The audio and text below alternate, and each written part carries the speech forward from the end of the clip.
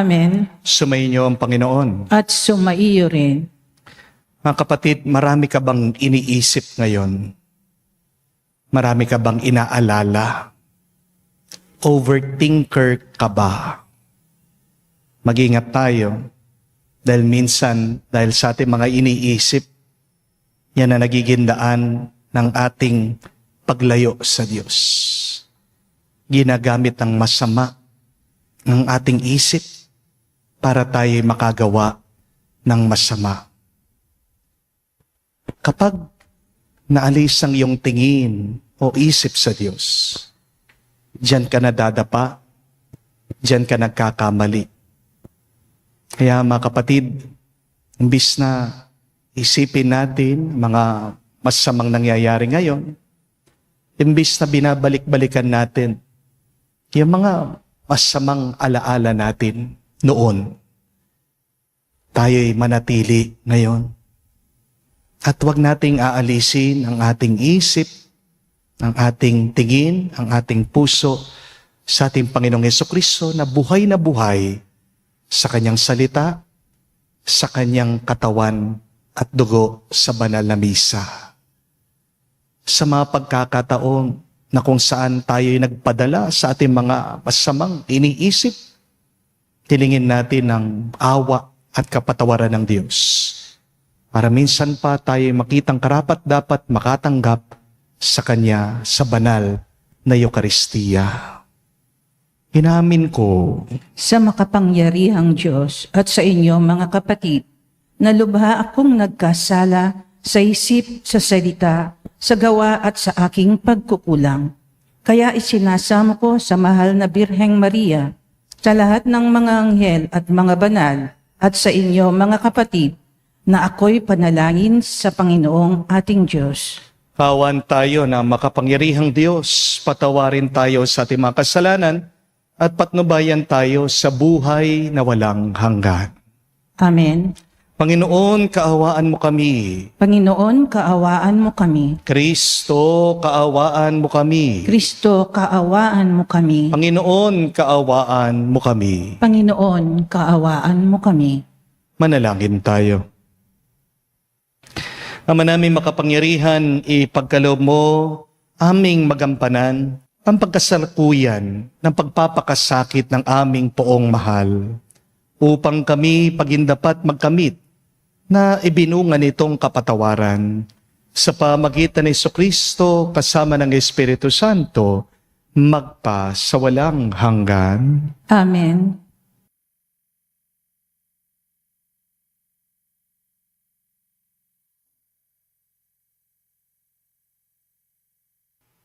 Pagbasa mula sa aklat ni Propeta Isayas. Makinig kayo, mga taong naninirahan sa malalayong lugar. Pinili na ako ng Panginoon bago pa isilang. At hinirang niya ako para siya'y paglingkuran. Mga salita ko'y ginawa niyang sintalas ng tabak. Siya ang sa akin laging nag-iingat. Ginawa niya akong parang matulis na palaso na anumang oras ay handang itudla. Sinabi niya sa akin, Israel, ikaw ay lingkod ko. Sa pamamagitan mo, ako'y dadakilain ng mga tao. Ngunit ang tugon ko, ako ay nabigo sa aking pagsisikap. Hindi nagtagumpay, gayong ibinuhos ko ang aking lakas. Gayunmay, itinitiwala ko sa Panginoon ang aking kalagayan, na ako'y gagantimpalaan sa aking nakayanan. Bago pa ako ipanganak, ay hinirang na ng Panginoon. Pinili niya ako para maging lingkod niya, upang tipunin ang nangalat na mga Israelita, at sila'y ibalik sa bayang Israel. Binigyan ako ng Panginoon ng karangalan. Sa Kanya nagbubuhat ang aking karangalan. Sinabi ng Panginoon sa akin, Israel na aking lingkod, may mas mahalaga pa akong ipagagawa sa iyo. Bukod sa pagpapanumbalik sa mga Israelitang nalabi, ay gagawin kitang tanglaw ng mga bansa upang lahat sa daigdig ay maligtas. Ang salita ng Diyos. Salamat sa Diyos. Patuloy kong isasaysay ang dulot mong kaligtasan. Patuloy kong isasaysay ang dulot mong kaligtasan. Sa iyo lang, Panginoon, lubos akong nananalig. Huwag mo akong pabayaang mapahiya at malupig. Tulungan mo ako ngayon, yamang ikaw ay matuwid. Ako sana ay sagipin, sa daing ko ay makinig. Patuloy kong isasaysay ang dulot mong kaligtasan. Ikaw nawa ang moog ko at ligtas na kakanlungan. Matatag na kublihan ko at matibay na sanggalang. Sa lahat ng masasama, O Diyos, ako'y ipaglaban. Sa kuko ng mababagsik, huwag mo akong pabayaan. Patuloy kong isasaysay ang dulot mong kaligtasan. Panginoon, sa iyo ko inilagak ang pag-asa. Maliit pang bata ako, sa iyo'y may tiwala na. Sa simula at mula pa, wala akong inasahang mag-iingat sa sarili, kundi tanging ikaw lamang. Kaya naman ikaw, poon, pupurihin araw-araw. Patuloy kong isasaysay ang dulot mong kaligtasan. Pagkat ikaw ay dakila, patuloy kong isasaysay, maghapon kong ihahayag ang dulot mong kaligtasan. Sapul sa pagkabata, ako'y iyong tinuruan, hanggang ngayoy sinasambit ang gawa mong hinangaan. Patuloy kong isasaysay ang dulot mong kaligtasan.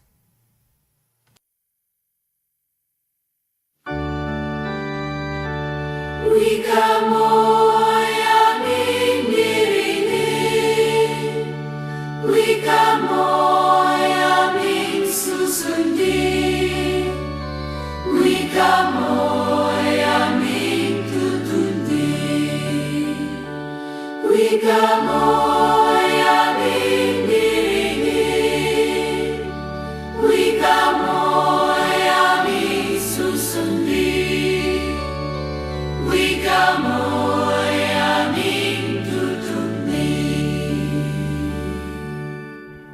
Nagpupuri kami sa iyo, Hari ng Hesukristo, masunurin kang kordero, sa katubusan ng tao, hayin sa krus ang buhay mo. Sumainyo ang Panginoon. At sumaiyo rin. Ang mabuting balita ng Panginoon ayon kay San Juan. Papuri sa iyo, Panginoon. Nung panong yun, habang nakahilig kasama ng kanyang malagad, nagugulumihan ang sinabi ni Jesus, tandaan ninyo, ako'y ipagkakanulo ng isa sa inyo. Nagkatinginan ang mga alagad. Hindi nila alam kung sino ang kanyang tinutukoy. Ang alagad na minamahal ni Jesus ay nakahilig na kalapit niya. Kinalabit siya ni Simon Pedro at sinabi, itanong mo kung sino ang tinutukoy niya. Kaya't pumilig siya sa dibdib ni Jesus at tinanong, Panginoon, sino po bang tinutukoy ninyo? Sumagot si Jesus, ang ipagsawsaw ko ng tinapay, siya nga.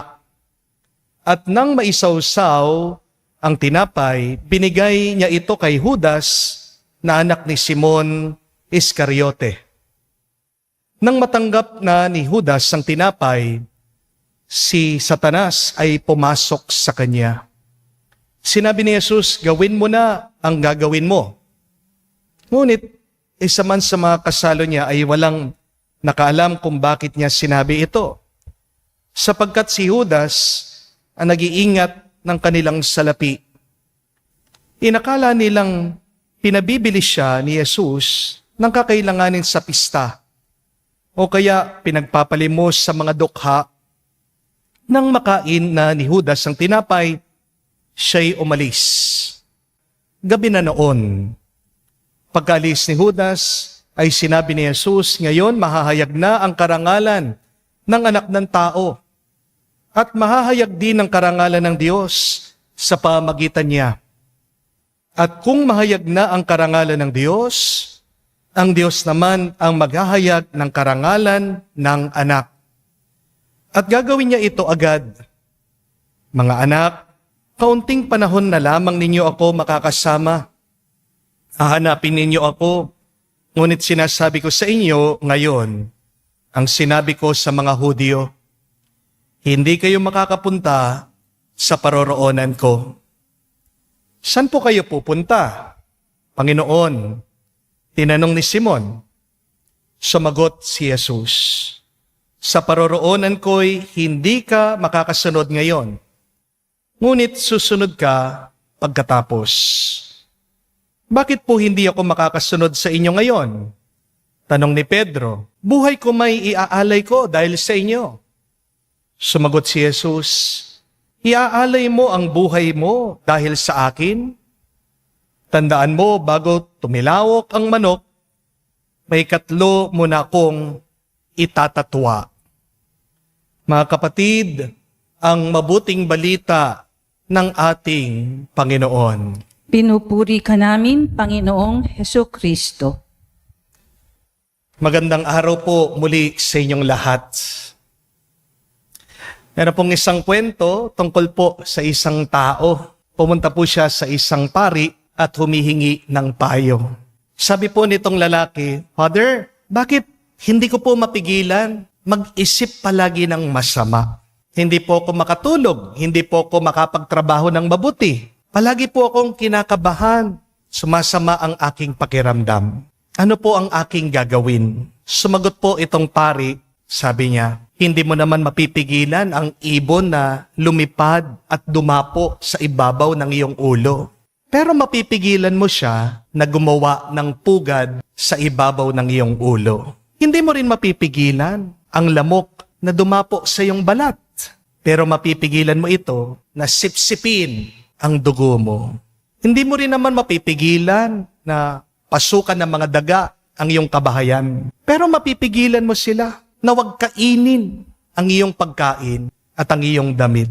Mga kapatid, isang magandang paalaala po ito sa atin. Hindi po kasalanan ang magkaroon ng bad thoughts. Amen? Pero ang kasalanan ay kapag inaalagaan mo, kapag hindi mo inaalis, kapag nananatili, ang mga masamang iniisip mo. Amen? Napakaganda po ng ating ebanghelyo ngayon. Pansin nyo, kasama ni Judas ang ating Panginoon. Kasalo ni Judas si Jesus sa hapagkainan. Narinig pa nga ni Judas yung mga banal na salita at turo ng ating Panginoong Hesukristo.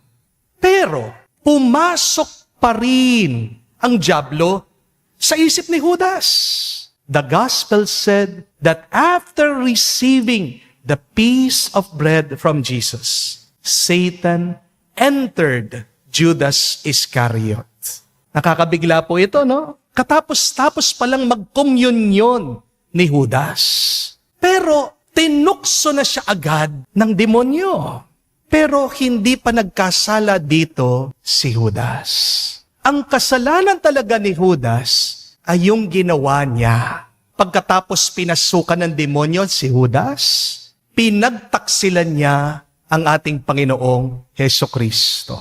Mga kapatid, mag-ingat po kayo sa dyablo dahil wala siyang pinipiling oras, panahon at lugar para tuksuhin ka. unawain niyo po, lahat ng mga kasalanan na ating ginagawa, nag-uumpisa sa ating mga kaisipan. All sins are premeditated. Ibig sabihin, lahat ng kasalanan, pinagpaplanuhan. Ang kasalanan, nag-uumpisa sa ating mga kaisipan. Hindi po totoo yung aksidente lang daw, kaya nabuntis niya yung babae. Ano ka? Hilo? Ano yan? Nadapa ka lang pagkatapos yung kwan mo, pumasok doon sa kwan niya. Pasensya na po sa analogy ha. Pero nakakainis lang minsan, di po ba? Yung mga ibang sinungaling na lalaki. Sinasabi nila na aksidente lang na nangyari yun. Kapatid, aminin mo. Nung umpisa pa lang, may pagnanasa ka na. Amen? Pagkakita pa lang dun sa babae, may sumagi na dun sa isip niya. Kaya nagkakarelasyon ka, liban sa iyong asawa, kasi ginusto mo. Di po ba? At saan nangyayari yung gusto? Sa isip ng tao. Kahit din naman po, yung mga nakabaril, nakapatay dahil sa road rage bago ang alitan, mainit na talaga ang ulo niyan. May plano na talaga siya sa kanyang isip na kapag may nag-cut sa kanya sa daan, hahabulin niya ito, tatakutin niya ito, at worst comes to worst, babarilin niya ito. Di po ba? Kasi hindi ka bibili ng baril kung wala kang balak na gamitin ito. Kung wala ka talagang balak na manakot at bumaril ng tao, dapat from the very start, huwag ka na magdala ng baril. Di po ba? Kahit na sabihin nyo, for self-defense, ang gagawin mo, nag-uumpisa sa iyong isip. Kahit naman po ang magnanakaw, mas matindi yan. Kasi nagpaplano paano siya makapagnakaw. Ang mga magnanakaw, pinag-iisipan, paano mandukot, paano manloob ng bahay, paano kumuha ng pera. Pero alam niyo po kung anong mas nakakatakot, kung anong mas masama. Yung mga nagnakaw na, nag-iisip pa ng paraan para hindi sila mahuli. Amen? Yung mas nakakatakot at mas masama, yung nagnakaw na sila, nag-iisip pa sila ng paraan para makatakas sila at hindi sila makulong. Ang teknik po ng demonyo, ganito. Gagayahin niya madalas ang boses ng isip mo para akala mo ang iniisip mo galing sa'yo. Kaya nga yung mga iba, kumbinsidong-kumbinsido. Sinasabi, okay lang hindi magsimba kasi pagod naman ako Naiintindihan yan ni Lord. Okay lang naman yung hindi magpatawad kasi nasaktan ako. Okay lang naman magbisyo, basta't wala naman akong piniperwisyong tao. Nagre-relax lang naman ako Okay lang naman magkaroon ng babae, hindi naman malalaman ng aking asawa. Okay lang naman mangupit, hirap na ng buhay ngayon Okay lang naman makipagrelasyon sa same sex. Mahal ko siya Di ba ang Diyos, pagmamahal, mauunawaan naman ako ng Diyos kapag minamahal ko ang kamukha kong kasarian. Ang tanong, yan bang iniisip mo, kapatid? Galing ba yan sa Diyos? O baka galing lang yan sa'yo? Ask that question. Are your thoughts really from God? Or are your thoughts just coming from you? Paano mo malalaman kung ang iyong iniisip galing talaga sa Diyos o galing sa masama? Ito po, tandaan nyo. Kapag dahil sa iyong mga iniisip, ginagawa kang mas mapagmahal, mas mapagkumbaba, at mas payapa. These are the three indicators. These are the three signs that your thoughts are really coming from God and are not coming from the evil one.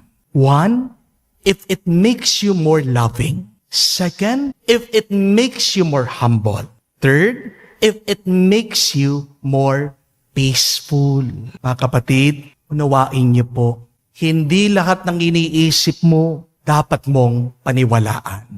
Hindi naman lahat ng iyong nararamdaman dapat mong sundan. Dahil ang iniisip mo na hindi mo binabantayan, nagiging pintuan ng kasamaan. Kaya nga po, ang ganda nung turo ni San Pablo. Saint Paul told us to take captive of our thoughts and make them obedient to Christ.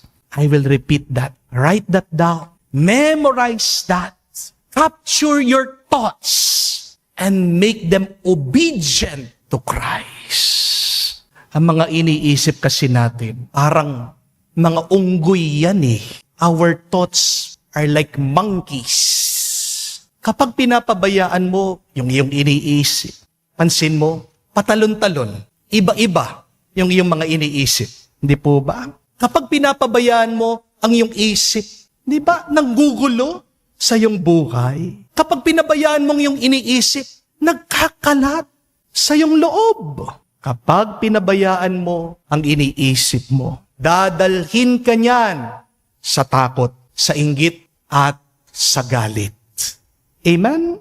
Kaya nga, hindi lahat ng iniisip mo, kapatid, ay totoo at mabuti.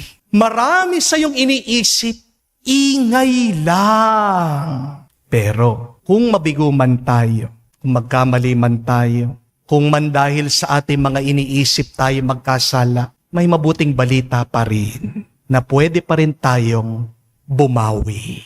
Amen? Ang sabi po sa banal na kasulatan, ang matuwid na tao, kahit na 7 ulit siyang madapa, muli siyang babangon. That is from the book of Proverbs. That a righteous man falls 7 times, but stand up again. Ang tanging nabibigo ay yung taong hindi tumatayo. Amen? Ito po ang pagkakaiba ni San Pedro at ni Judas. Oo, parehas po sila nagkamali, parehas naman silang nadapa, parehas silang nagkasala. Pero ang pagkakaiba ng dalawang ito ay dun sa kanilang ending, dun sa kanilang wakas.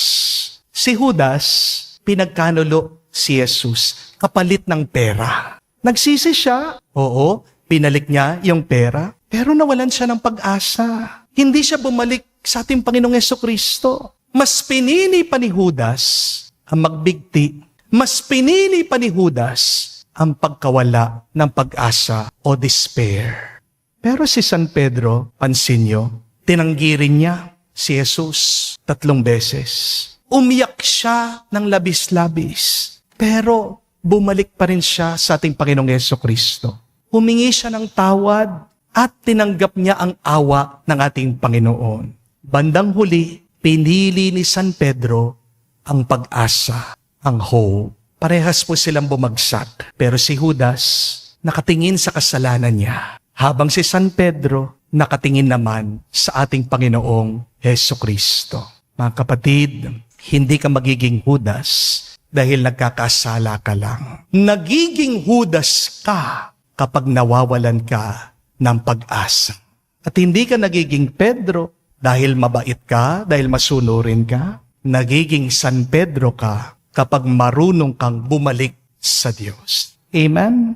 Kaya kahit na ilang beses po tayong bumagsak, magkamali, magkasala, dahil sa ating mga masamang iniisip, mga kapatid, huwag kayong magsawa na magbalik loob sa Diyos. Dahil ang Diyos hindi napapagod magpatawad. Meron pong isang napakagandang kwento tungkol po sa isang matabang pari. Hindi po ako ito ha. Siya po ay inanyayahang magmisa sa jail, sa kulungan. Sa prosesyon po, pakyat po sa entablado, itong matabang pari, siya po ay nadapa at nahulog doon sa entablado. Nagtawanan yung mga nakakulong, yung mga preso. Pero itong pari, kahit na hirap po siya, tumayo po siya muli. At pinagpatuloy po niya yung misa. At sa humili po ng pari, ito yung kanyang sinabi. Mga kapatid, dumating ako sa kulungan na ito para ipakita ko sa inyo na kahit ang isang tao ay nadapa, nahulog, nasaktan, napahiya, kaya pa rin niyang tumayo at magpatuloy muli. Seryoso po lahat ng mga nakakulong. Natauhan yung mga nagtawanan at lumuha po na konsensya ang marami. Mga kapatid, tandaan niyo po ito. Hindi ang pagiging perpekto ang hinahanap ng Diyos. Ang hinahanap ng Panginoon ay isang puso na marunong magbantay, sumunod at bumangon muli sa pagkakamali. Kaya maging mas tapat tayo sa Diyos ngayon. Bantayan natin ang ating mga iniisip. Dahil dito nagsisimula ang kasalanan o ang kabanalan mo. Isuko natin ang ating iniisip kay Kristo. Huwag mong susundan ang iyong iniisip. Ang sundan mo ay ang kagustuhan ng Diyos palagi. Amen? Hindi naman lahat ng pumapasok sa isip mo ay dapat mong sundin. At higit sa lahat, bumangon tayo palagi sa bawat pagkakamali. Dahil ang tunay na tagasunod ni Kristo ay ang mga taong hindi pa nadapa. Ang tunay na tagasunod ni Kristo ay ang mga nadadapa pero marunong bumangon muli at magbalik loob sa Diyos. Amen. Tumayo po tayo. Alay po natin sa Diyos ang ating mga dasal at panalangin. Buong kababaang loob, dinudulog natin ang ating mga kahilingan sa Panginoon habang laging inaalala ang paghihirap na Kanyang tinitiis para sa ating kaligtasan. At isabihin, Panginoon, dinggin mo kami. Panginoon, dinggin mo kami. Ang mga ipinagkanulo ng kanilang mga kaibigan, naway hindi magkimkim ng ihinanakit, manalangin tayo sa Panginoon. Panginoon, dinggin mo kami. Ang mga makasalanan, naway hindi paghinaan ng loob, bagkus maghangad ng kapatawaran sa pamamagitan ng sakramento ng pagkukumpisal, manalangin tayo sa Panginoon. Panginoon, dinggin mo kami. Ang mga nagdurusa, naway magkaroon ng lakas upang tiisin ang kanilang mga pasanin sa buhay, manalangin tayo sa Panginoon. Panginoon, dinggin mo kami. Sa katahimikan po ng ating puso, sabihin natin sa Diyos ang ating mga personal na pangangailangan. Ama naming Diyos, sa iyong karunungan ay hinayaan mong magdusang iyong anak para sa amin. Sa pamagitan ng Espiritu, higit mo kaming ilapit sa iyo upang maipahayag namin ang taimtim na pasasalamat. Hinihiling namin ito sa pamagitan ni Kristo, aming Panginoon. Amen.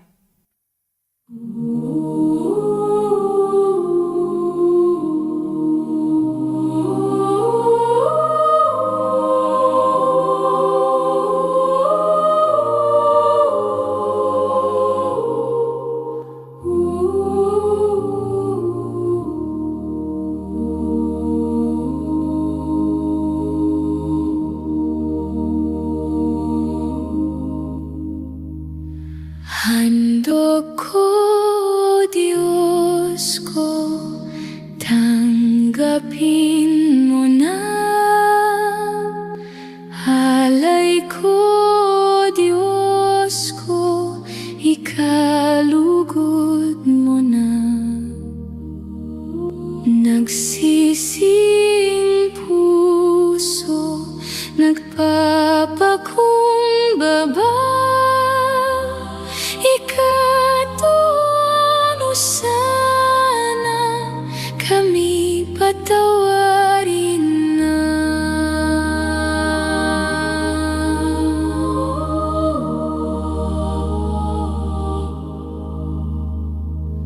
Alay na insenso, hindi ka masaya. Alay ng kataasan, hindi ka tangap-tangap. Handog na mahihirap, galing sa dukha. Sa'yo'y kaya-kaya, sa'yo'y katuwa-tuwa.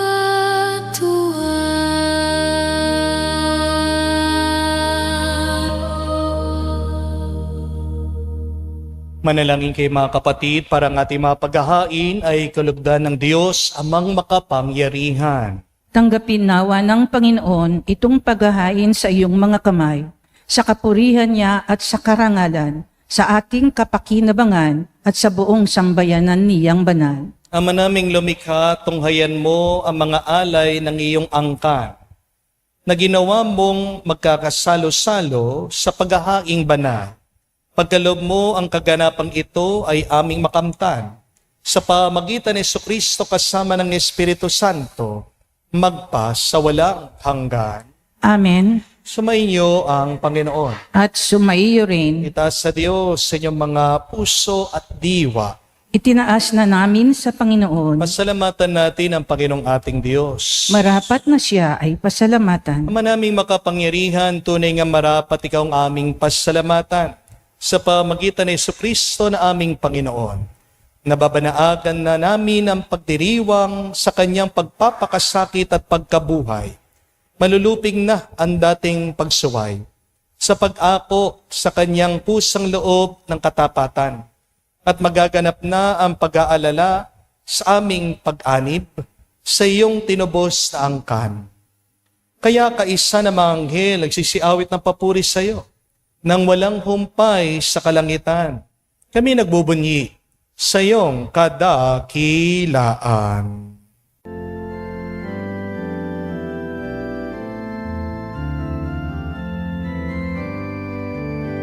Santo, Santo, Santo, Panginoon Diyos ng mga hukbo, napupuno ang langit at lupa ng kadakilaan mo.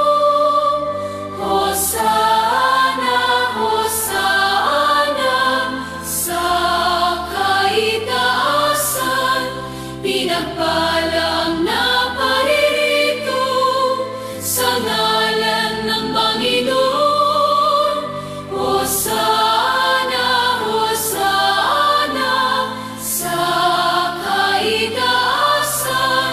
Hosana, Hosana, sa kaitaasan.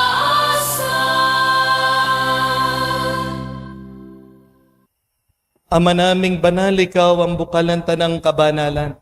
Kaya't sa pamagitan ng iyong Espiritu, gawin mong banal ang mga kaloob na ito, upang para sa amin, maging katawan at dugo ng aming Panginoong Heso Kristo. Bago niya pinagtiis ang kusang loob na maging handog, hinawakan niyang tinapay, pinasalamatan kanya, pinaghati-hati niya iyon, inabot sa kanyang mga alagad at sinabi, tanggapin ninyong lahat ito at kanin. Ito ang aking katawan, na ihahandog para sa inyo.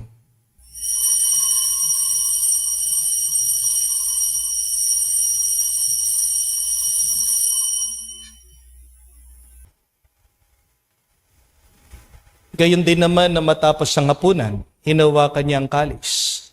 Muli kanyang pinasalamatan. Nabot niyang kalis sa kanyang malagad at sinabi, tanggapin ninyong lahat ito at inumin. Ito ang kalis ng aking dugo, ng bago at walang hanggang tipan. Ang aking dugo na ibubuhos para sa inyo at para sa lahat, sa ipagpapatawad ang mga kasalanan. Gawin ninyo ito sa pag-alaala sa akin.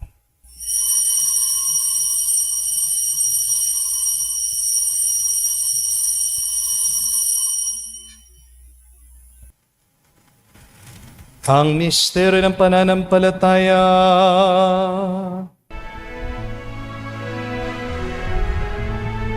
Sa krus mo at pagkabuhay, kami natubos mong tunay. Oong Jesus, naming mahal, iligtas mo kaming tanan, ngayon at magpakailanman. Ama, ginagawa namin ngayon ang pag-alaala sa pagkamatay muling pagkabuhay ng iyong anak. Kaya tinialay namin sa iyo ang tinapay nagbibigay buhay at ang kalis na nagkakaloob ng kaligtasan. Kami nagpapasalamat dahil kami yung minarapat na tumayo sa harap mo para maglingkod sa iyo.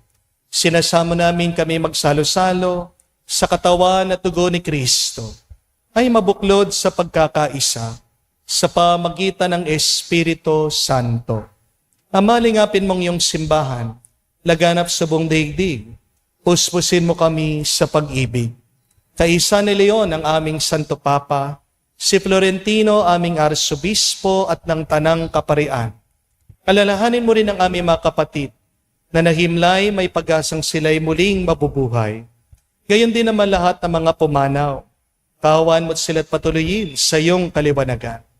Kawan mo't pagindapatin kaming lahat, makasalo sa iyong buhay na walang wakas. Kaisa na mahal na Birhen Maria, Ina ng Diyos. Kaisa ni San Jose ang kanyang malwalahating esposo. Kaisa ng mga apostol at lahat ng mga banal na namuhay dito sa daigdig na kalugod-lugod sa iyo.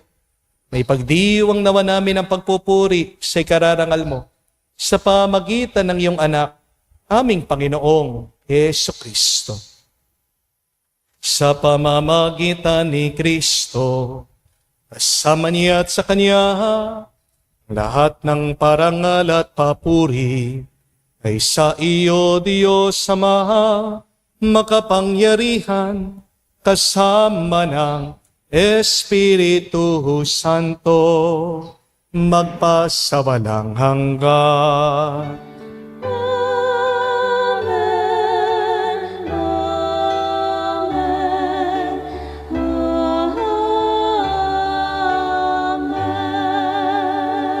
Mga kapatid, sabay-sabay po natin dasalin ang panalangin tinuro sa atin ng Panginoong Heso Kristo.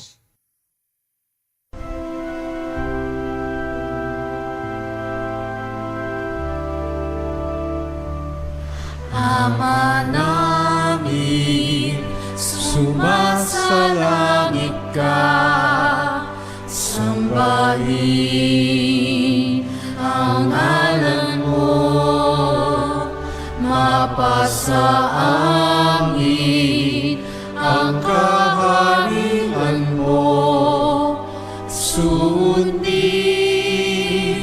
ang loob mo dito sa lupa para nang sa langit.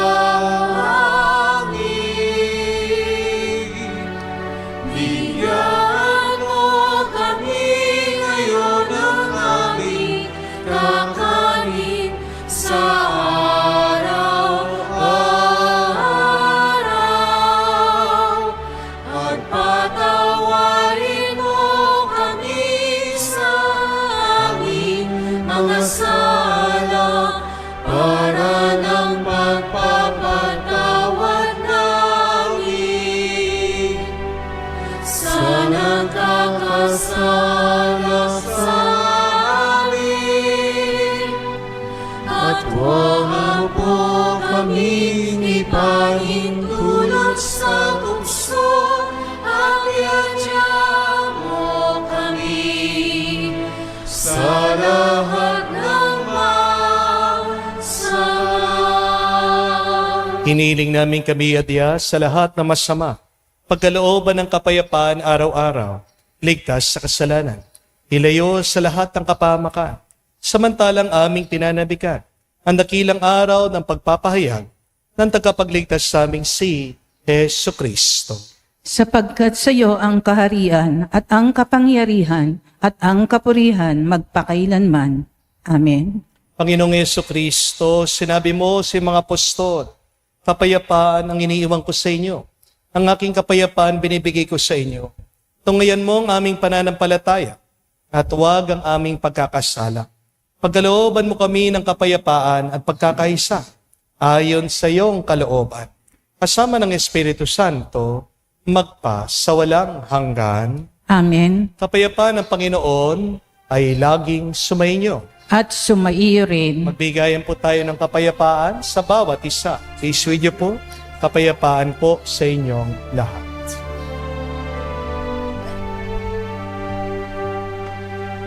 Kordero ng Diyos na nag-aalay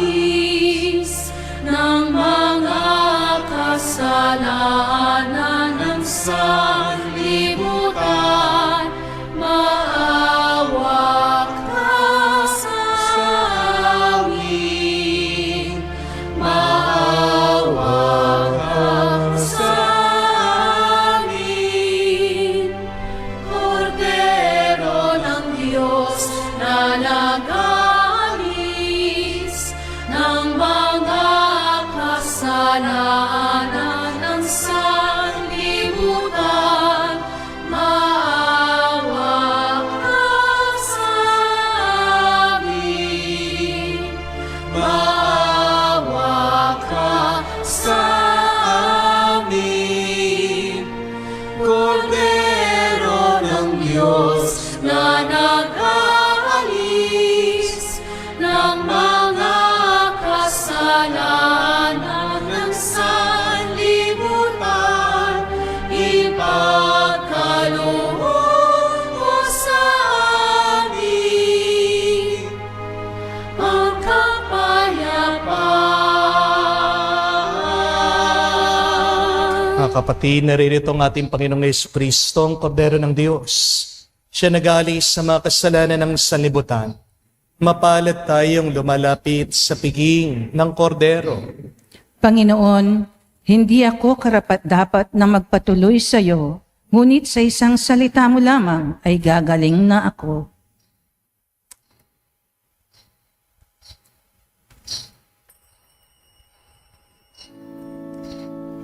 Landas na kailigid sa liyo'y nila, bawal hapang nito'y dusa't hirap ang laman.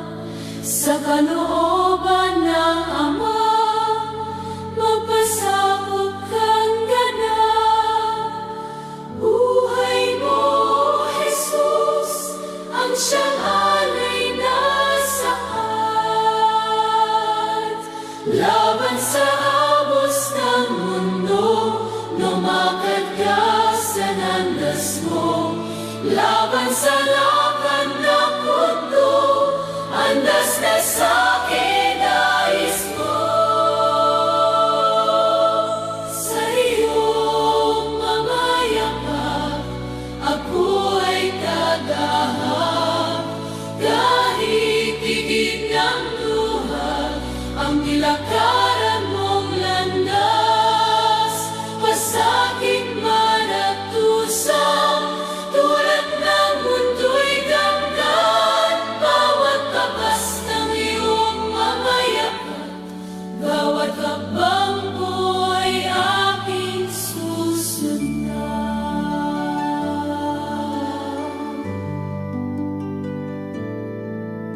Kay hirap ng gawin, kalooban mo'y kundi. Biniri kong sundan, bakas ng iyong mga hakbang. Ang buhay ko'y laan sa iyo kailan pa ba. Maglilingkod sa iyo, Panginoon, hanggang wakas. Laban sa agos ng mundo, lumakad ka sa landas mo. Laban sa lakad ng mundo, landas ka sa'kin nais mo. Sa iyong mga yakap, ako ay dadaang.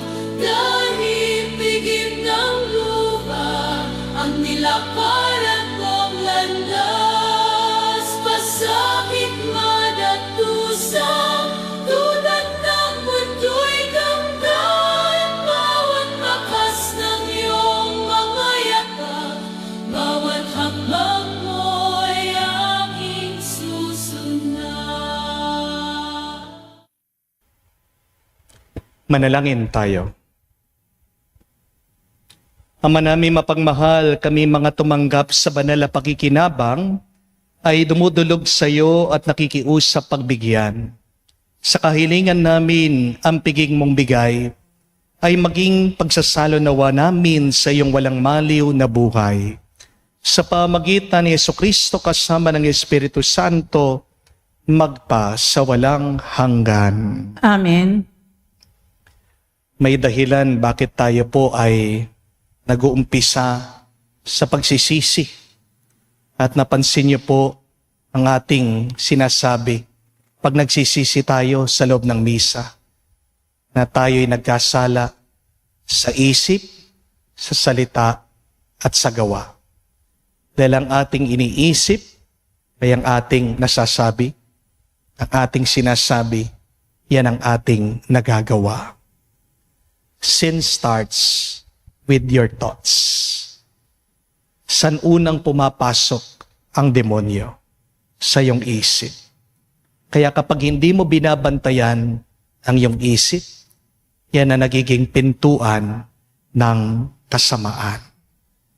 Kaya nga, tandaan natin ang turo ni San Pablo, take captive of your thoughts and make them obedient to Christ. Yan, nagkakasala tayo kasi palagi gusto natin tayong masusundan. Kapatid, tandaan mo, hindi lahat ng iyong naiisip ay tama at totoo. Marami sa iyong iniisip ay ingay. Marami sa iyong iniisip ay nakakasama, nakakabigat sa iyong buhay. Paano mo alam ang iyong iniisip ay galing sa Diyos? Kapag tinutulungan kang mas magmahal, kapag tinuturuan kang maging mas mapagkumbaba, kapag yan na nagiging daan ng iyong kapayapaan. That is why, my dear friends, once again, let us turn our thoughts to Christ. At kung tayo man ay nadapa, nagkamali, bumangon tayo kamukha ni San Pedro. Ano yung mga tagal nang niisip mo, na sinasarili mo, kinikimkim mo? Kapatid, panahon na. Nabuksan mo yan, bitawan mo yan, iwan mo yan sa Diyos. Kahit po pag kayo ay magkukumpisal, sabihin niyo po sa pari yung mga masamang iniisip niyo. Mahirap pong nanghuhula ng kasalanan. Pag nagpapakumpisal ako, agad sinasabi, Father, ang dami kong iniisip na masama. Ano po yun? Basta't po ang dami. Kala naman, nababasa ko yung kanilang mga utak. Hindi po ba? Hindi po ako fortune teller. Ha? Wala pong telepathy ang mga pari. Sabihin niyo po, yung mga masamang iniisip, para malinis na, para maging payapa na, para magkaroon ng puwang ay yung isip para sa salita ng Diyos. Dahil ang salita ng Diyos, tandaan niyo, ay espiritu at buhay. Sumainyo ang Panginoon. At sumaiyo rin At kayo'y basbasan ng Diyos, makapangyarihan sa lahat, sa ngalan ng Ama, ng Anak, ng Espiritu Santo. Amen. Ang ating misa ay natapos na. Umayo kayo sa kapayapaan ni Kristo. Salamat sa Diyos.